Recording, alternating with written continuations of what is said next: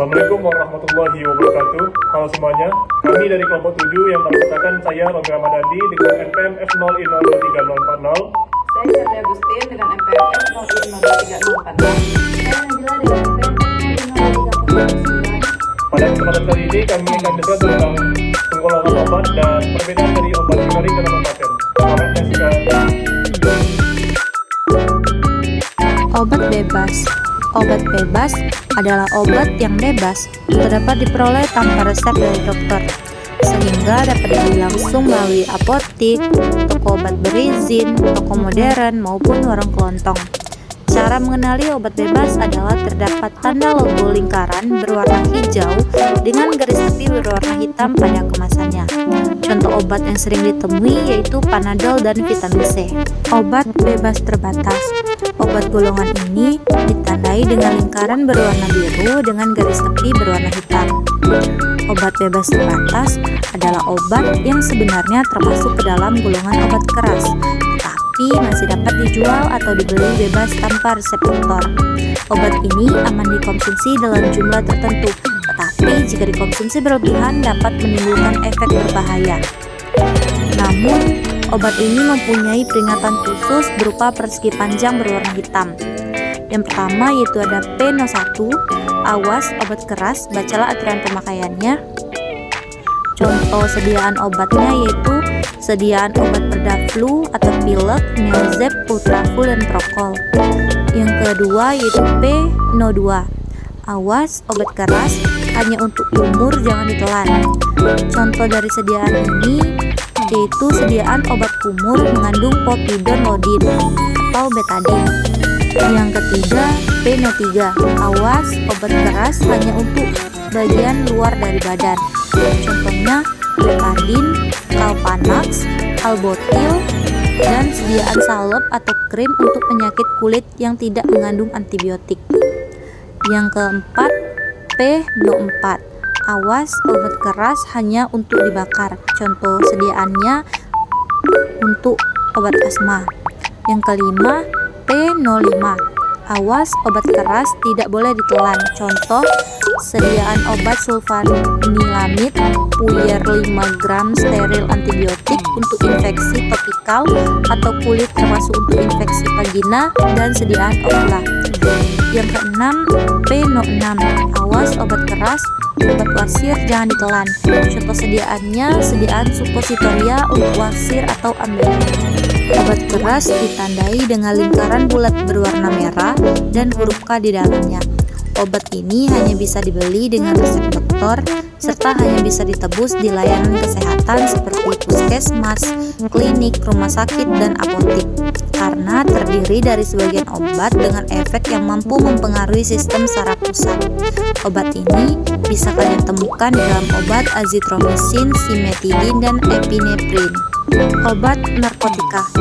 Narkotika adalah zat atau obat yang berasal dari tanaman atau bukan tanaman, baik sintesis maupun semi-sintesis, yang dapat menyebabkan penurunan atau perubahan kesadaran, hilangnya rasa, mengurangi sampai menghilangkan rasa nyeri, dan dapat menimbulkan ketergantungan yang dibedakan ke dalam golongan-golongan.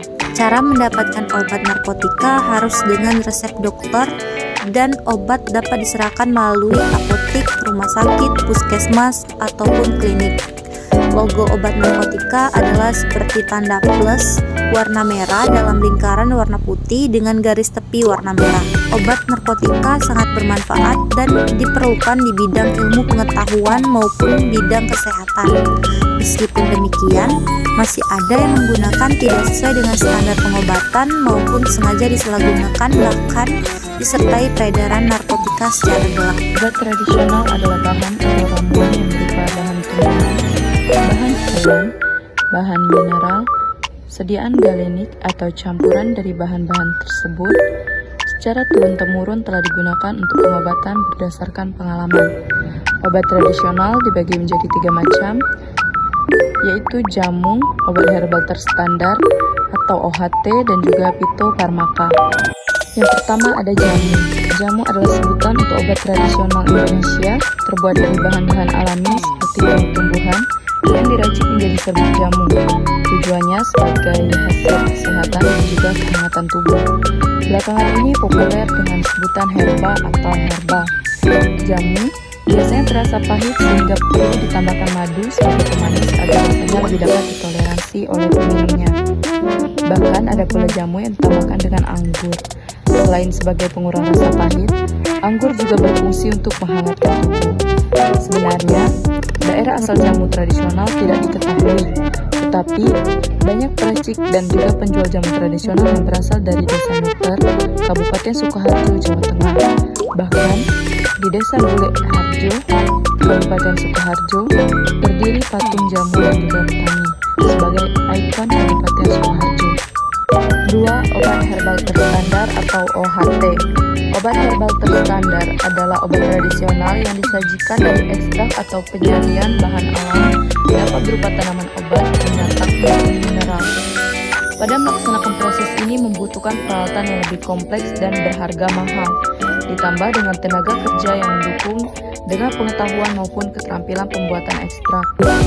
Selain proses produksi dengan teknologi tinggi, jenis herbal ini pada umumnya telah ditunjang dengan pembuktian ilmiah berupa penelitian preklinik seperti standar kandungan bahan berkhasiat, standar pembuatan ekstrak tanaman obat, standar pembuatan obat tradisional yang higienis, dan uji toksisitas akut maupun kronis.